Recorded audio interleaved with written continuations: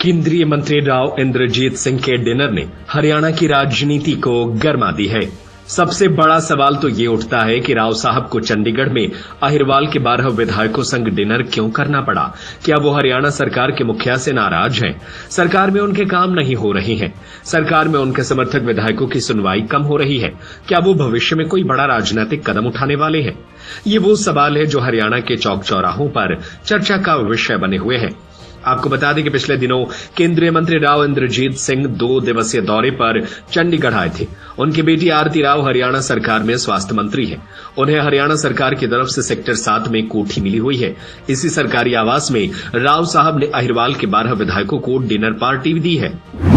राव इंद्रजीत के डिनर में बाढ़ड़ा से विधायक उमेद पातुवास, चरखी दादरी से विधायक सुनील सांगवान, महेंद्रगढ़ से विधायक कमर सिंह, नारनौल से विधायक ओम प्रकाश यादव, पटौदी से विधायक बिमला चौधरी, रेवाड़ी से विधायक लक्ष्मण यादव, कोसली से विधायक अनिल यादव, बावल से विधायक डॉक्टर कृष्ण कुमार रंगा, सोहना से विधायक तेजपाल तंवर और गुरुग्राम से विधायक मुकेश शर्मा शामिल हुए।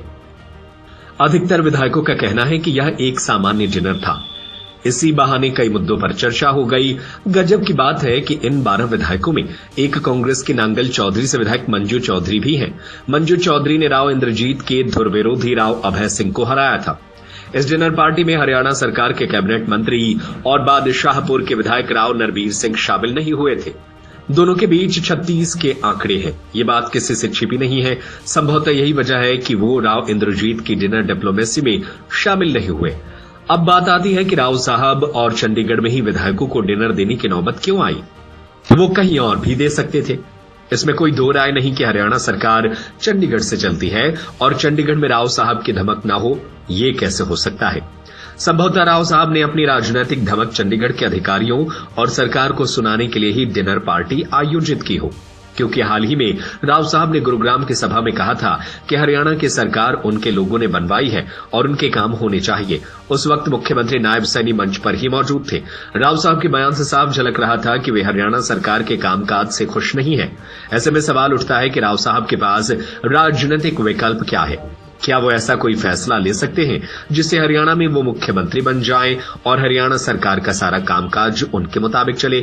इसके लिए तो उन्हें अपने 12 विधायकों के साथ बीजेपी पार्टी छोड़कर कांग्रेस की मदद से सरकार बनानी पड़ेगी। मान भी लिया जाए कि ये 12 विधायक अहिरवाल में चौधर वापस लाने के नाम पर राव इंद्रजीत का साथ दें, क्योंकि अहिरवाल को इस बात की हमेशा शिकायत रही है कि हर बार बीजेपी की सरकार अहिरवाल के लोग बनाते हैं, लेकिन विकास अहिरवाल का ना होकर हरियाणा के अन्य भागों का होता है। संभवतः इस मुद्दे पर अहिरवाल के सभी विधायक राव इंद्रजीत का साथ दे सकते हैं।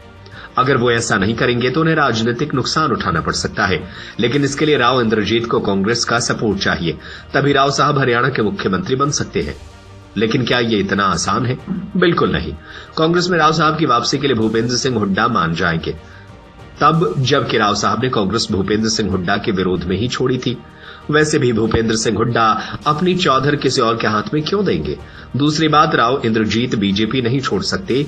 इसके कई तकनीकी और राजनीतिक कारण भी हैं। तकनीकी कारण यह है कि बीजेपी तोड़ने के लिए राव साहब के पास 1/3 विधायक नहीं है। फिर भी वो बीजेपी से अलग होते हैं।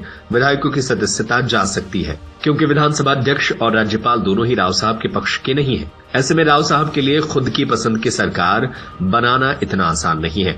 वो केवल चंडीगढ़ में अपने समर्थक विधायकों संग डिनर करके राजनीतिक संदेश तो दे सकते हैं, लेकिन अहिरवाल में चौधर लाना राव साहब के लिए आसान नहीं है। सत्य खबर, सत्य, सटीक, बेबाक।